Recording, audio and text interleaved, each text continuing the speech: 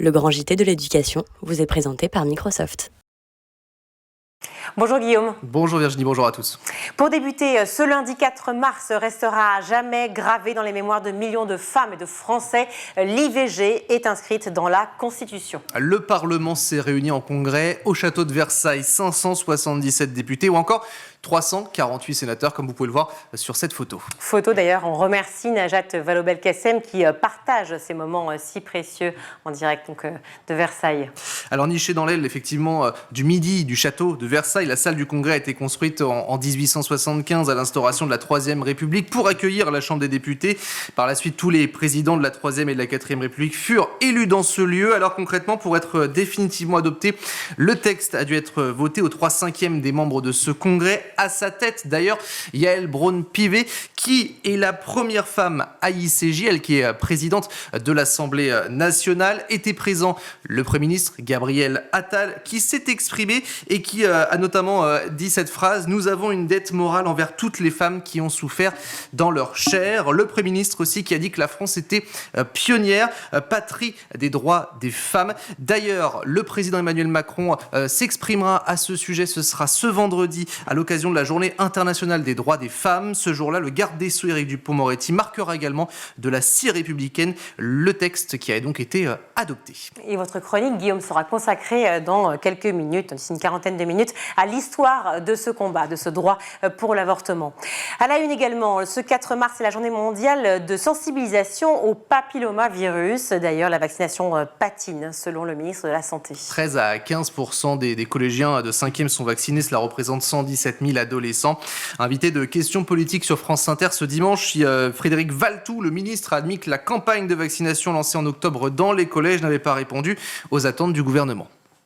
On en espérait 30 parce qu'il y a une expérimentation qui avait été faite dans le Grand Est et pendant 2 ans, elle avait montré qu'au terme de 2 années, pas la première année, mais à terme de la deuxième année, on était arrivé à ce taux de 30%. On va relancer une campagne de communication là dès le printemps pour avertir et pour informer les parents des enfants qui seront en 5e à partir de septembre prochain que nous les solliciterons, pour leur proposer cette vaccination, dont je dois rappeler qu'elle est évidemment volontaire et gratuite, mais qu'elle est sur le plan médical nécessaire pour permettre de prévenir les cancers liés au papillomavirus.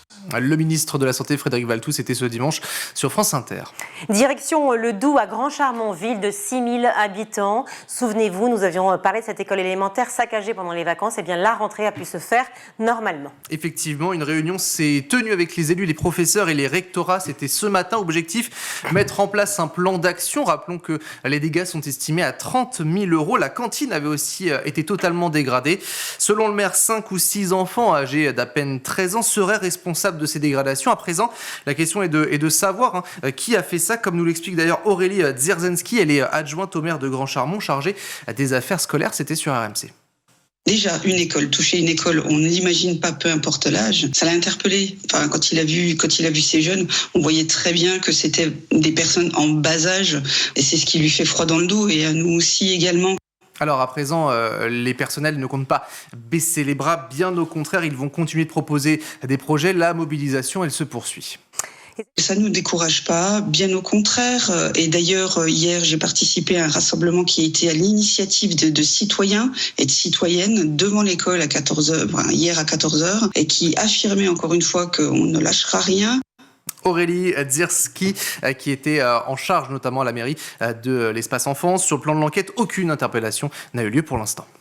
Cette question, que s'est-il passé au collège Robert Doisneau dans le 20e arrondissement de Paris ? Alors, selon les informations d'Europe 1, le principal aurait été violenté à l'intérieur du bâtiment par certains élèves. Récemment nommé à son poste, il était attendu d'ailleurs devant l'établissement par les professeurs qui étaient en grève. Il fait l'objet d'une enquête administrative et sa prise de poste était contestée par une majorité des enseignants qui ont refusé de donner cours. Face à cette situation, la majorité des heures a été banalisée. Plusieurs centaines d'élèves seraient donc sortis en même temps, provoquant un mouvement de foule. Et dans ce mouvement de foule, le principal aurait reçu 4 coups de pied. Mais selon l'enquête de nos confrères du Parisien, la réalité est loin des faits. Avancée par la station de radio, informée de cette cohue. La quarantaine d'enseignants et agents grévistes est alors venue en renfort du principal. En à peine 5 minutes, les 150 élèves ont pu être renvoyés chez eux puisque les cours n'étaient donc pas assurés. Le rectorat précise tout de même qu'une collégienne a été légèrement ouverte au menton. Elle a été prise en charge par les pompiers, mais pas plus d'infos concernant ce proviseur qui toutefois n'était pas revenu en cours aujourd'hui. En Seine-Saint-Denis, de nombreux établissements scolaires du département entrent dans leur deuxième semaine de mobilisation. Alors on peut rappeler leurs revendications, Guillaume. Oui, des professeurs qui dénoncent la vétusté des bâtiments en hiver, 12 à 13 degrés, en été entre 38 et 40, des inondations à répétition. Ce problème d'isolation se retrouve d'ailleurs dans 70% des collèges du département, selon une enquête de l'intersyndicale. Dans 60% des cas, il manque aussi d'ordinateurs, de matériel, du savon également. Alors depuis le retour des vacances, plusieurs actions sont menées, des grèves, des manifestations, des rassemblements. Les enseignants réclament tout simplement un plan d'urgence par le département, la création de postes supplémentaires ou encore de surveillants, de CPE, d'accompagnants d'élèves en situation de handicap. Ce jeudi d'ailleurs, grève et manifestation jusqu'au ministère de l'Éducation nationale. Au volet judiciaire, un chauffeur de car mis en examen est placé en détention provisoire pour viol, agression sexuelle et violence sur des personnes vulnérables. Explique-nous les faits. Oui, âgé de 67 ans, il était employé comme chauffeur de car dans une entreprise spécialisée dans les transports de mineurs en situation de handicap. Les victimes seraient des jeunes filles qu'il transportait à l'école, des parents qui avaient d'ailleurs déposé plainte pour des faits de viol et d'agression sexuelle au préjudice de leur fille qui était porteuse d'une handicap physique et cérébral. Le chauffeur de la société notamment était soupçonné de l'avoir agressé à plusieurs reprises. La société de transport avait licencié ce conducteur en avril 2022 pour des comportements inappropriés, mais d'autres élèves du même établissement s'étaient alors manifestés. Des infractions qui auraient été commises entre le 1er septembre 2021, 14 avril 2022, ainsi qu'en mars 2002, voire avril 2000, ça remonte. Merci beaucoup Guillaume pour toutes ces informations. Vous avez regardé le Grand JT de l'éducation avec Microsoft.